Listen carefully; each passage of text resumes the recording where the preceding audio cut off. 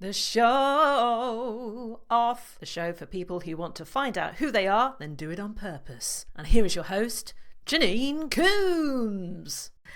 Hello and welcome to another show off. And today we have the amazing Jessica Fearnley. Jessica is the business coach for B2B consultants.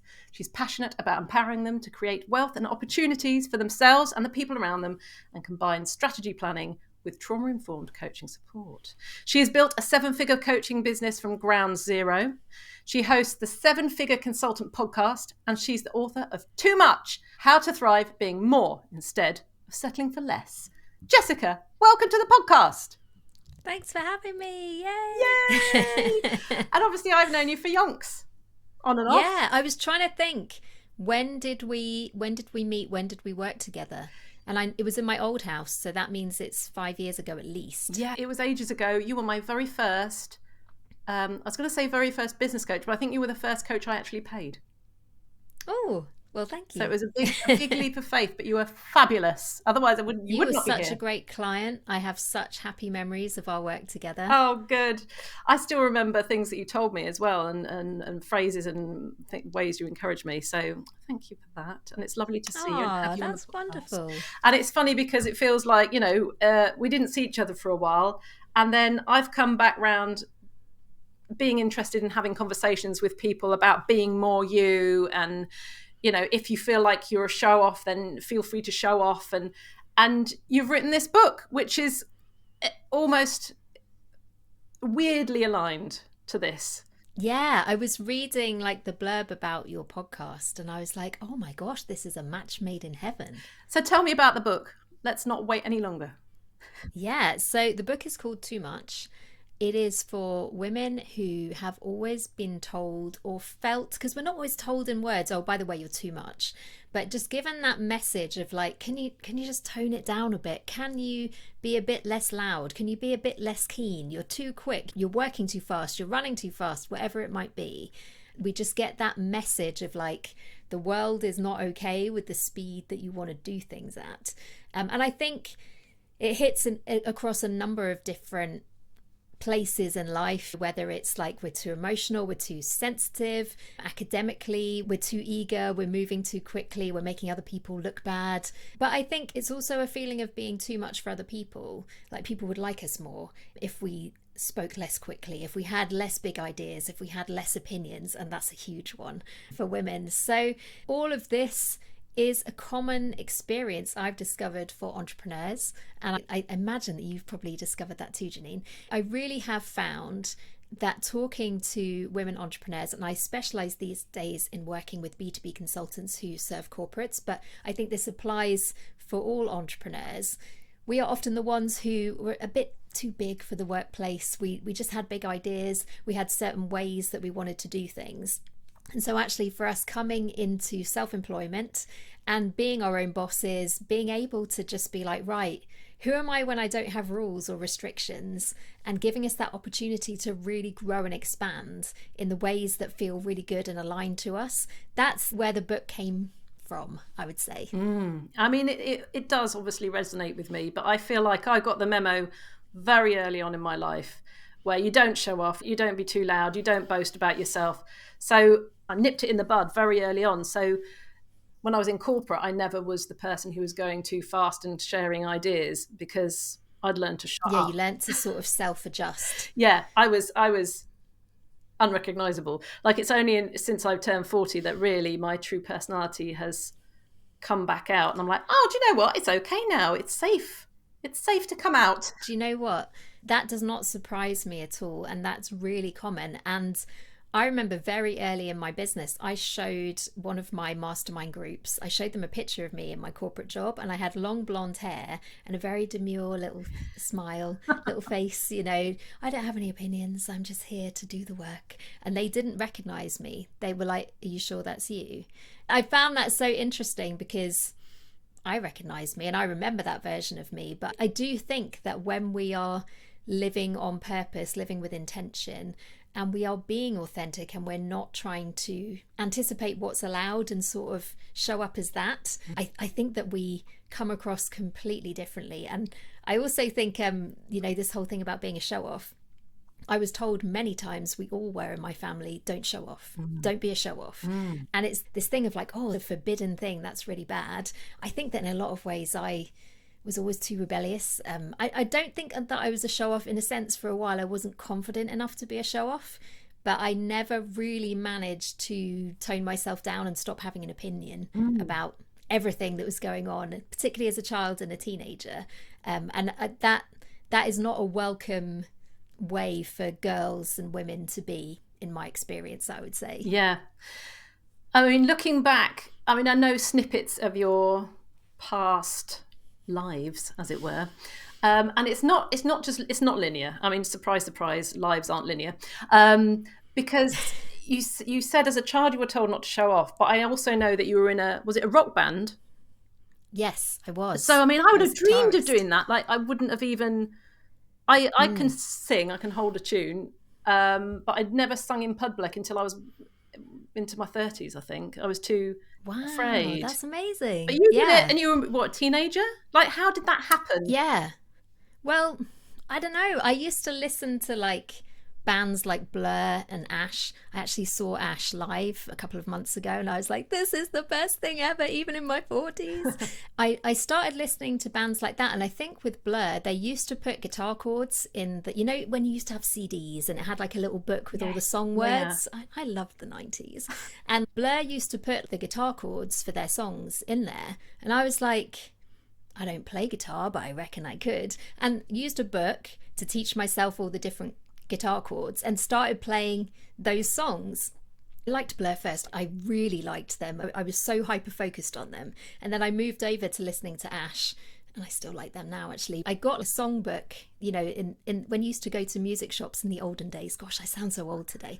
I used to buy books that have all the music and that kind of thing, and literally me and my best friend started playing it. She said, yeah, I think I could play the bass, and so she started doing that. We found a singer who was also in our class at school, and the three of us, we were like, we're 15, why can't we be in a band? That's looking back, that's what I love. It never occurred to me that we couldn't do it. We believed in ourselves so much, so we were like, I can see this thing, I don't see why I can't do that, let's start doing it, off we go. And that was how we came to be in a band. Oh, so cool. And then something happened and you became a blonde, demure, sort of corporate drone.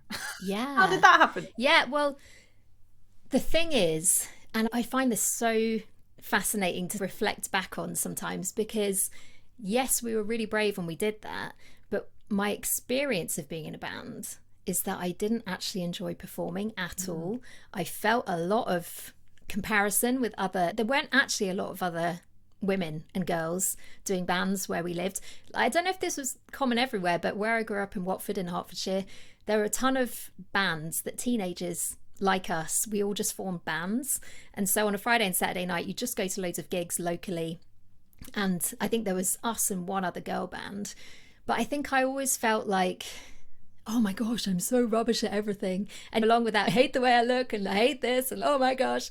And I think for me, being on a stage, it just amplified that, and I didn't feel at home. Like, there were some people, they were so good at performing and they lived to be on the stage and to perform, whereas I always felt the opposite. I always found myself, before we went on stage, being like, I kind of want to run away or be sick or die or all of those things. And you think after a while, is this an aligned path for me? Like, yes, this is something that I had like a conviction, I think I could probably do that, but is it working for me? So I went from that extreme to the other extreme. So when I was 19, 20, I got very in touch with my feminine side for the first time, really, because I was always such a tomboy and I had short hair the way that I do now, but I grew my hair long, I wore pink a lot, I became very demure.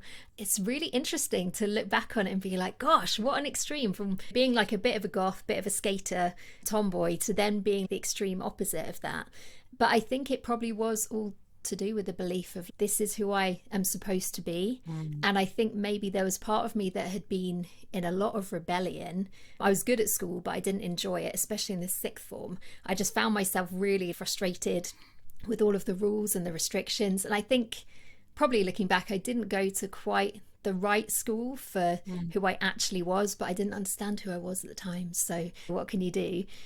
But I think it was almost like this self-discovery of like, here's one extreme, now here's the other extreme. I probably am a bit more balanced now. I think I found that balance in my 40s a little bit more. But I think I've always been a little bit like that. I don't half do things. I very do everything. Yeah. It almost sounds like a metronome. It's like, let's try this, let's try that. And then gradually so you might be still sort of ticking slightly. Yes, I imagine that I probably always will be. Yeah. Oh, well, that's spice of life, isn't it? Spice of life. So you were a tomboy, skater chick in a rock band, demure pink lady, in corporate. How did you end up doing what you're doing then? What was the trigger for you to move? Was there a trigger or did it happen gradually? Oh, there was like a total implosion. I had a huge meltdown, burnout when I was 27. And I think... I mean, that's very young for a burnout, isn't it? I know, right? And like, exactly. And I think it was really maybe to do with like the swings from one extreme to the other, trying to be who I felt I was supposed to be, what everyone expected. I had a London job doing project management. I was really good in that job. I enjoyed things about it, but I think the environment was very stressful for me. And my high achieving, I found myself really at the age of 21. I had resisted going to university because I was in the band. And so I got this job in the NHS. And my parents were just like, what are you doing with your life? But I worked in an NHS complaints department. I don't know if you know this already. No, I haven't heard this. I worked in an NHS complaints department. That sounds awful. You know, it was a really extreme job, like, you know, constantly apologizing for stuff that you didn't do, where it's not just like, oh, sorry that the water in the vending machines was out of date. It's like, sorry that someone in your family died. That's really bad, isn't it? You know, it was a very extreme job, but I actually just really enjoyed the environment. I enjoyed being part of a team. But at age 21, I think that was probably like a pendulum age for me. I just kind of felt like nothing is ever going to change about my life. At this point, I'm doing this job, which I could probably do quite a lot more. And the band stuff, like, I have loved it, but I also feel like it's not enough. It doesn't feel like the thing. So I went to university, and when I was at university, I loved it. I studied history, I did a bachelor's, I did a master's, went to the British Library, became research girl. I used to love like bibliographies and footnotes and stuff like that, finding rare books. I was so good at finding rare journals and stuff like that. But I pushed myself incredibly hard because I had an inkling that I could get a first if I tried. And I did. I scraped it, but I got it. And I also got a distinction in my master's. No one's ever asked, by the way. But during the course of that, I was starting to feel very stressed and I developed irritable bowel. I wasn't really clicking with life. And I was aware that I was getting quite tired. But then every time I saw the GP, they were like, oh, well, you know, life is tiring. But I think fundamentally, I hadn't learned how to temper my ambition with my actual human body. And so I always wanted to push hard. I always wanted to do everything. I had no concept of like, you're not supposed to do a million things all at the same time. You're supposed to find a pace in life that works. I was too impatient. I was like, no, I want to do everything. And I think really my body just couldn't quite keep up with that. So yeah, when I was 27, had a huge burnout episode, didn't get out of bed for 7 months. And I talk about this in the book, which looking back now, I'm like, firstly, that is not what I am like, but that was 100% what I was like back then. So the recovery period from that, and again, like the word burnout hadn't actually been invented at the time that this happened to me, so I didn't really have vocabulary for it. And I just remember at the time, if I met someone and we were out, they'd be like, what do you do? And I'd be like, I do nothing.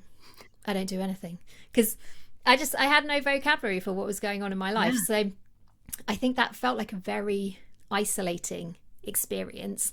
I felt a lot of shame about it. But the thing that I discovered as part of my business, okay, so I'm never going to tell anyone that happened to me. I kept it a secret for maybe 2 years.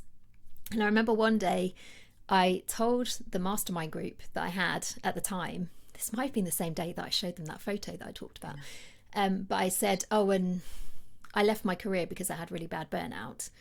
And everyone started crying, and they all messaged me afterwards to be like, that's exactly what happened to me. And I was like, oh, I think this shouldn't be the thing that I keep the most secret. This should be the thing that I share the most often. Yeah. Oh my gosh. Yes. I mean, so many things are pinging as you're talking. One of which is I've got a really good friend. I've known her from school, and she went through a burnout episode, but we didn't have the vocabulary for it. Yeah. So she was trying to explain, and she was saying, "Oh, my body just stopped working." And we were like, "What?" Yeah. And we actually fell out with a mutual friend because she didn't believe it was a thing. Yeah. She was like, yeah, I don't, how can that be? How can something mental make your body not work? I don't believe it. And they haven't really spoken since, because to her, I mean, it is, it's the worst thing. All the time. Well, and I think that like in those days, it got labelled a lot as depression. And I definitely had friends who were like, you don't seem depressed. And my parents did not care for this label of depression. They were very, very upset with me about it. And like not upset about it, upset with me about it. So I would get phone calls being like, you have to go back to work. You cannot be signed off sick. And, you know, when you're hanging on by a thread, that's not the thing that sort of helps you feel safe and calms your nervous system. So it's a really difficult thing. And I think it's crazy. And it's also something that I'm really aware of whenever I'm going through anything in life now. It always feels like you're the only person in the world it's happening to.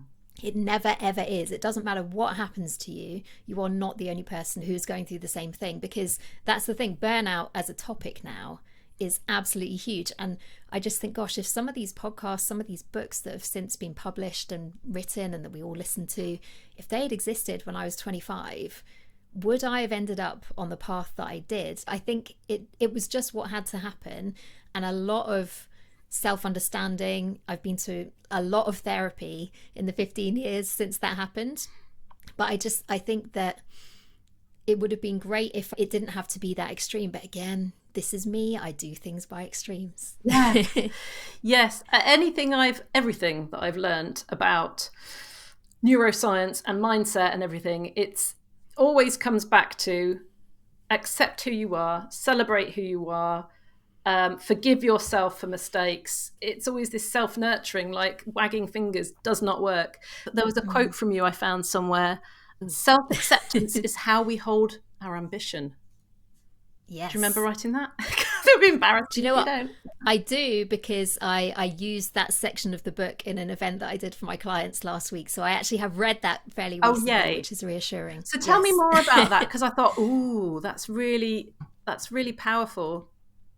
Yeah. So one of the surprise concepts that came out of writing the book, I spent about 2 years doing research and writing and developing the concept into what it now is. And really, it was just a very organic phase of taking the things that I was observing in the coaching work that I've done. You know, I've been coaching for 11 years at this point. So reflecting deeply, what do I tend to see? What are people struggling with? What are the things that hold them back? What are the things that free them? And it's weird. I remember I was walking my dog. It was down a specific bit of pavement.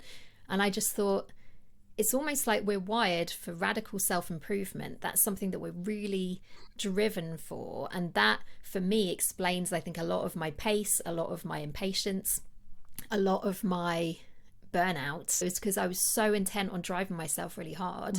What we actually also need is radical self-acceptance. We need to be able to say, do you know what? If I do none of these things, I still like and love the person that I am. I'm still proud of the person that I am. I still feel like I'm worthy. And that was a total I should have realized this 20 years ago, because that's the thing. I think a lot of us, you know, I work with a lot of high achievers. We are so driven. We are so wired for achievement. We love the dopamine. We love approval from external sources. We will always be the teacher's pet. Give us a boss and we want them to love us. All of these things. You don't have to do that much psychology to understand where some of these impulses come from. But I think that we also, if we're always pushing forward, we've never actually learnt to stay still. And, you know, when I talk about fundamentally not really knowing how to care for myself as a young adult, I think it's that, not understanding you need proper nutrition, you need rest, you need to not always be pushing towards a massive goal, you need to be okay with yourself. these are things that I've learnt much later in life than I probably should have done. But it's balancing that desire for self-improvement, but also self-acceptance. Oh, so is that the crux of your book then, is finding that balance? Yeah, it is. Well, that's part of it. That's how we deal with, like, why do we always want more? And I think there are healthy reasons we want more, such as because we're capable of more and we just want it. But there are also unhealthy reasons, like we're looking for approval, we're trying to find the missing piece, we don't believe we're enough unless we do these amazing things. But really it's about, how do we hold a big vision?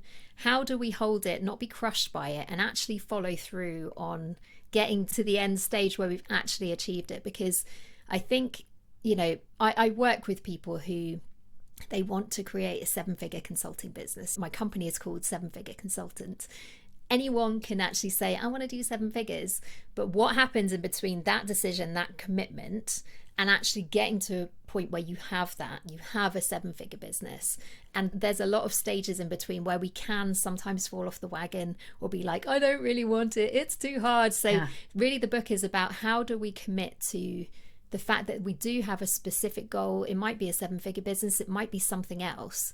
But how do we live in commitment to that without it crushing us, essentially? It sounds absolutely amazing. In fact, I've got my copy. It's on my to-read list. I'm going away this weekend, so it's a perfect opportunity. Thank you so much for coming on the Show Off, Jessica Fearnley. You've been fabulous. Have I showed off enough or too much? Perfect amount. Well, thank you. Very you. You have witnessed the Show Off with Janine Coombs. If you liked it, hit that subscribe button and share with your friends. For more episodes, go to janinecoombs.co.uk/showoff.